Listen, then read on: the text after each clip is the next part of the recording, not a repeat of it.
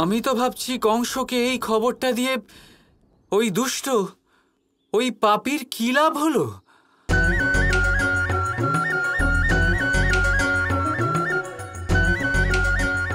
সত্যি এইভাবে বর্ষণাকে শেষ করিয়ে আয়ানের মতো মহান যোদ্ধার প্রাণনাশ করিয়ে তার কি লাভ হলো?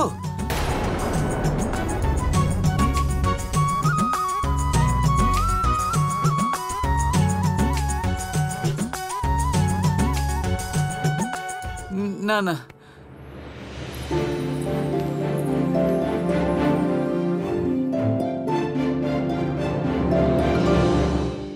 এগিয়ে চলো বীরগণ। দাঁড়ান।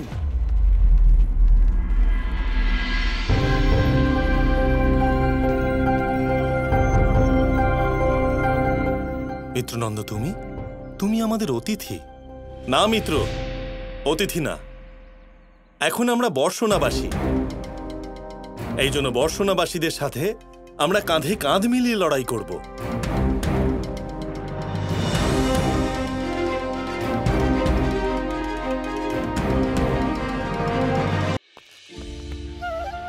যতদিন না আপনারা যুদ্ধে বিজয়ী হয়ে ফিরছেন, ততদিন মহাপণ্ডিত উগ্রপতির সান্নিধ্যে বর্ষণা আর গোকুলের সমস্ত স্ত্রীয়েরা আর বালকরা আপনাদের মঙ্গল কামনা আর বিজয়ের প্রার্থনা করবে। আমাদের প্রার্থনা আর আপনাদের শৌর্যের সাহায্যে আজ কংসের সাথে এই যুদ্ধে আপনাদের বিজয় প্রাপ্তি অবশ্যই হবে।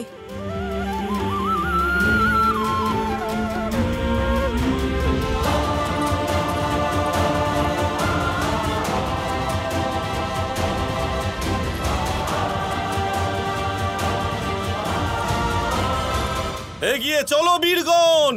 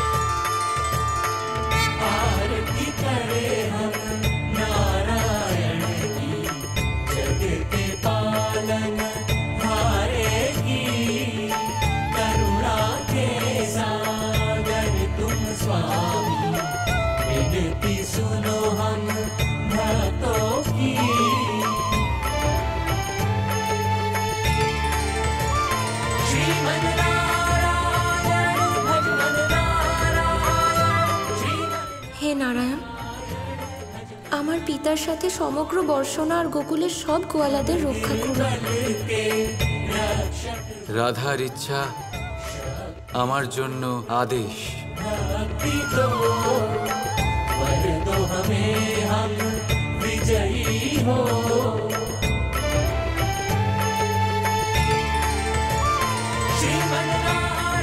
কৃষ্ণ কোথায় গেল?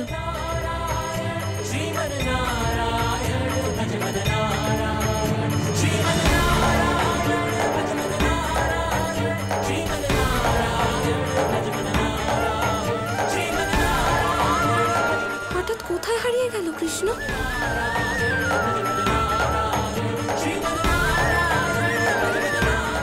এখানেও নেই, কোথায় যেতে পারে? হে নারায়ণ, কৃষ্ণ আত্মসমর্পণ করতে সেনাপতি অক্রূরের কাছে চলে যায় তো?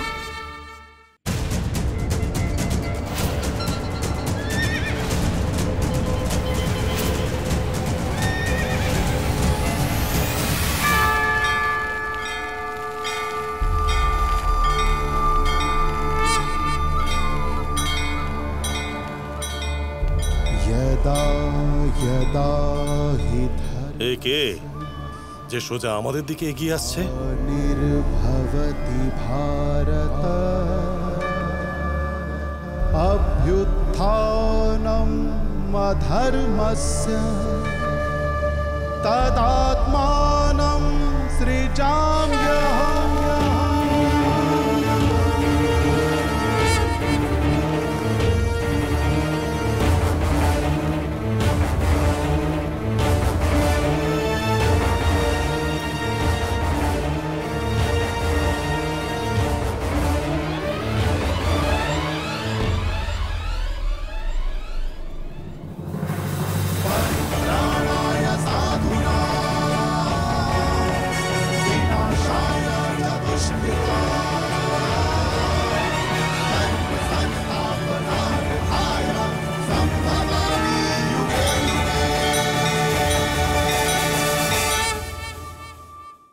সংসারে সবথেকে বড়, সবথেকে মহান কোন প্রাণী?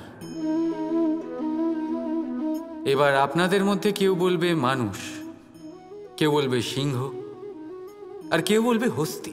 কিন্তু না, সংসারে সবচেয়ে মহান প্রাণী হলো বৃক্ষ। সেই বৃক্ষ যা আমাদের আহার করতে ফল দেয়, বাঁচার জন্য প্রাণ বায়ু দেয়, গরমে শীতল ছায়া দেয়, আর শুকিয়ে যাওয়ার পরও আমাদের জ্বালানোর জন্য কাঠ দিয়ে যায়। এবার আপনারা হয়তো ভাবছেন আমি হঠাৎ বৃক্ষের গুণগান কেন গেয়ে চলেছি। আমার বলার উদ্দেশ্য ওই বৃক্ষের অনেক গভীরে, সেই বীজকে নিয়ে, যা আপনাকে না ফল দেয়, না ছায়া, আর না কাঠ। শুধু ভিজে মাটির নিচে সে লড়াই করতে থাকে, অঙ্কুরিত হয় মাটির নিচে একটি বৃক্ষকে আকার দেওয়ার জন্য। প্রদীপ কি? সাধারণ একটা মাটির পাত্র, কিন্তু জলবায়ু নিয়ে সে যখন জ্বলে, সমস্ত সংসারকে সে পথ দেখাতে থাকে, মহান হয়ে যায়। এবার বুঝলেন? যদি মহান হতে হয় তাহলে কিছু করে দেখাতে হবে। কোনো তফাৎ হয় না যে আপনি ছোট না আপনি বড়। কিছু করলে তবেই কিছু হবে। আপনি চলা শুরু করুন, কোথাও না কোথাও তো পৌঁছবেন। নিশ্চল বসে থাকলে কখনো কিচ্ছু হবে না। মনে রাখবেন, কিছু আরম্ভ করতে গেলে মহান হওয়ার একেবারেই প্রয়োজন পড়ে না, কিন্তু মহান হতে গেলে কিছু আরম্ভ করা অতি আবশ্যক। রাধা রাধা। কে তুমি বালক? পথ হারিয়ে ফেলেছো? যদি আমি পথ হারিয়ে ফেলি তবে আপনাকে কি পথ দেখাবে সেনাপতি অক্রুর? তুমি আমাকে কি করে চেনো? চেনা তো আপনার আমাকে উচিত। আপনিই তো আমাকে ডেকেছেন। यदा यदा हि धर्मस्य তুমি কৃষ্ণ?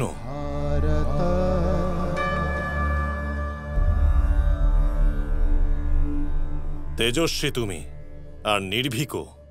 অবশ্যই তুমিই সেই বালক যার সম্বন্ধে আকাশবাণী হয়েছিল।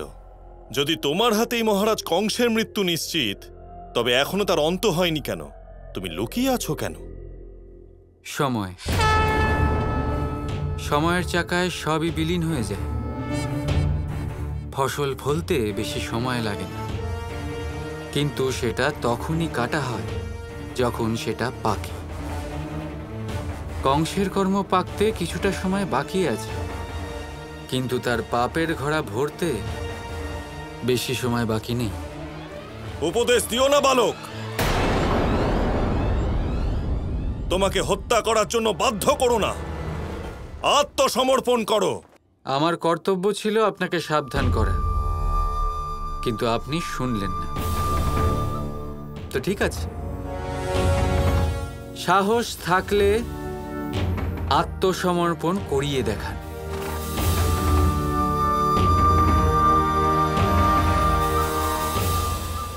ধরো ওকে।